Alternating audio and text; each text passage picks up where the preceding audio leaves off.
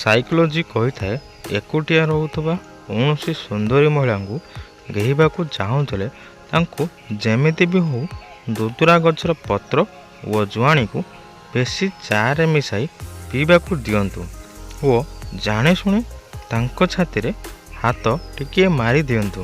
ଏହି ଦୁଇଟି ଜିନିଷ କରିବା ଦ୍ୱାରା ସେହି ମହିଳା ନିଶାରେ ଆସି ଆପଣଙ୍କୁ ବିଛଣା ଉପରକୁ ଡାକିବେ। ସାଇକୋଲୋଜି କହିଥାଏ ଯେଉଁ ମହିଳା ପୁରୁଷଙ୍କ ସହିତ କଥା ହେବା ସମୟରେ ଆଖିରେ ଆଖି ମିଶାଇ କଥା ହୋଇଥାଏ ତେବେ ବୁଝିଯାଆନ୍ତି କି ଏମିତି ମହିଳାର ଶାରୀରିକ ସମ୍ପର୍କ ବନାଇବାର ରୁଚି ସବୁଠାରୁ ଅଧିକ ଥାଏ। ନିଜ ଗାର୍ଲଫ୍ରେଣ୍ଡ ବା ସ୍ତ୍ରୀକୁ ସେକ୍ସ ପାଇଁ ମନାଇବେ କେମିତି?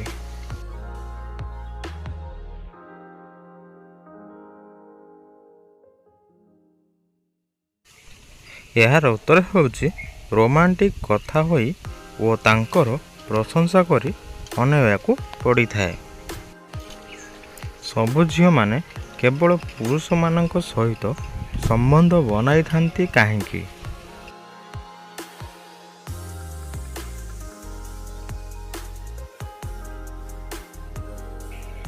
ଏହାର ଉତ୍ତର ହେଉଛି ବିବାହ କାରଣ ପାଇଁ।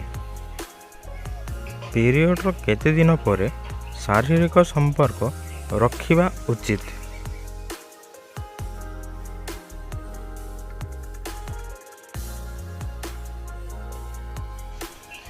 ଏହାର ଉତ୍ତର ହେଉଛି କମ୍ ସେ କମ୍ 3 ଦିନ ପରେ ରଖିବା ଉଚିତ। ସାଇକୋଲୋଜି କହିଥାଏ ଯେଉଁ ମହିଳାର ସ୍ତନ ଚଉଡ଼ା ଓ ବଡ଼ ଆକାରର ହୋଇଥାଏ ତେବେ ବୁଝିଯାଆନ୍ତୁ କି ସେହି ମହିଳା ଅଧିକ ସାହସୀ, ଅହଙ୍କାରୀ ବା କ୍ରୋଧୀ ସ୍ୱଭାବର ହୋଇଥାନ୍ତି ଓ ଏମାନେ ପ୍ରତ୍ୟେକଟି କାର୍ଯ୍ୟ ନିଜ ସ୍ୱାର୍ଥ ପାଇଁ କରିଥାନ୍ତି। ସାଇକୋଲୋଜି କହିଥାଏ ଯେତେବେଳେ ପୁରୁଷଙ୍କୁ 4 ଲୋକଙ୍କ ସାମ୍ନାରେ ସ୍ତ୍ରୀଙ୍କୁ ଭଲ ପାଇବାରେ ଲଜ୍ଜା ଅନୁଭବ ହୋଇଥାଏ ତେବେ ସେହି 4 ଲୋକଙ୍କ ସାମ୍ନାରେ ଅପମାନ କରିବା ପାଇଁ ସାହସ କେଉଁଠାରୁ ଆସିଯାଇଥାଏ?